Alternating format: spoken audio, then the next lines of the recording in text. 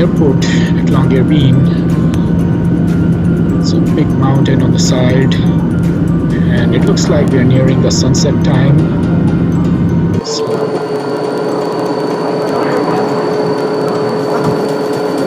just landed in this beautiful island. I'm excited to see what it holds. Welcome to the airport at Longyearbyen, Svalbard. Looks like it's such a beautiful place. The sun has just set, so I missed that. But I'm excited to go out and see what this place is about. We are finally at Longyearbyen, Svalbard. Such a beautiful view. So much beautiful than I ever imagined. That is the shuttle we have to take to the hotel. The sun unfortunately just set, so we're going to see of that. But there is a beautiful ocean and polar area. There's a direction sign, so I'm excited to check that out. And that's a polar bear sign, polar bear ahead. So people like to take pictures here. We are on the drive to our hotel. The shuttle will actually take us from the airport, which is a few kilometers or miles away from the city. And I want everyone to just enjoy the view, and I want to take you guys on a journey with me as we explore this beautiful city. So probably going to fast forward the video, but I'll make sure that we enjoy this place together. So you can see that's the Arctic Ocean right there, and the backdrop is the beautiful polar mountains. Now the fun story is that Longyearbyen is actually, or Svalbard in general, is a desert, so there's not a lot of vegetation over here. So all of this is barren land. There are some coal mines here, but if you're lucky, on the way we might see the seed vault, which is unique to this place. So basically a lot of countries, it's like a doomsday storage of all the seeds that we have in different countries, different continents, from all over the world, to make sure, like, if something terrible happens to the world, we still have it saved. We are entering the city now. Looks pretty cool. It's our little bus, the shuttle, and you can see the road ahead. So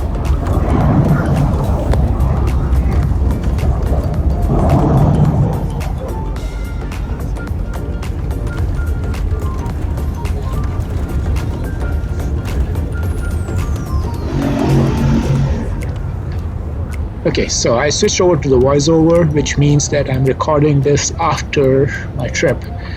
I might be able to introduce you to some of the places if I do it this way. So we're still around the ocean, and you know, when the boats come here for the supplies, you can see some cans over there.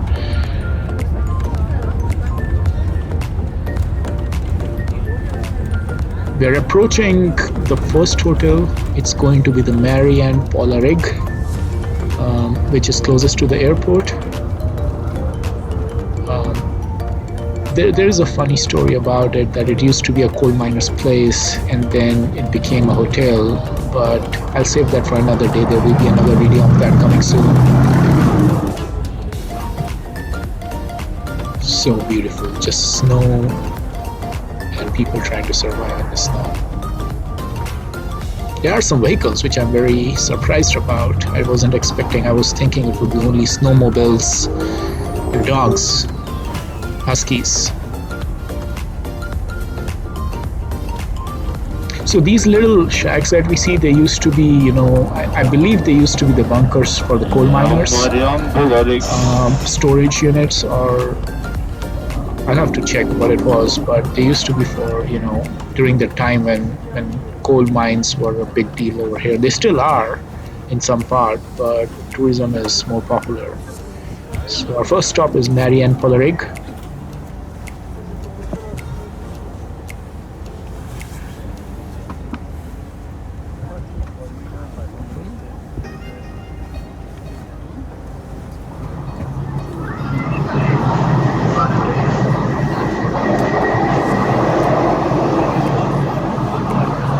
That's the famous arc, or the structure at the Marianne Polarig, the little wooden structure. But yeah, we'll talk about Marianne Polarig in detail. It's a beautiful place. If you ever come here, I think it's worth staying there, depending on your budget. It's not too expensive, frankly. So on our way to the rest of the city, Marianne is on the other side of the river, which we may or may not see in this video, but it sure is a good location to stay at. So little highway that we're driving on, turning back onto that.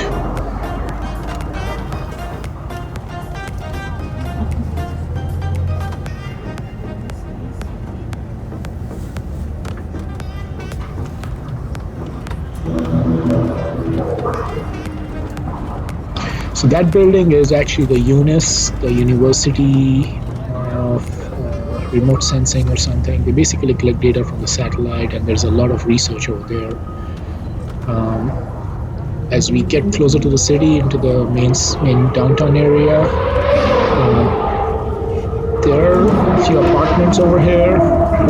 The building behind in the yellow is actually the Radisson Hotel, which I don't know if the bus stops at. I think they have a separate bus altogether. That's like the most expensive hotel, Radisson Blue. A lot of my friends went there. Good place to hang out, have a couple of drinks. Some of the grocery stores, convenience store, and this is the Longyearbyen 78 degrees, which is basically a place for if you forgot to buy anything warm to wear, that's a place to go, but the things are expensive, so be careful on that. A few other houses.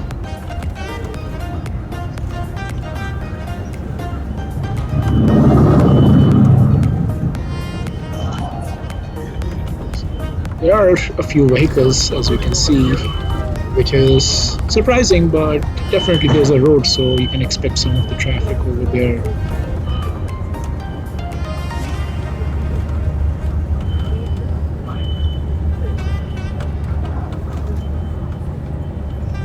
A few more housing complexes. So behind these buildings is actually the main downtown road, where there are a few restaurants and bars, and there's a Thai place. Pretty cool. So now we're approaching towards Funker Lodge, what it's called. So slightly up the hill.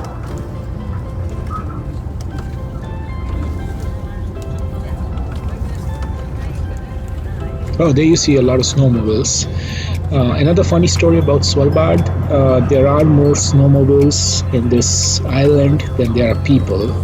There's also a saying that there are more polar bear in this island than there are people. But I don't think anybody knows the total number of polar bear, though they track it. But yeah, that's enough. So that's the Funken Lodge.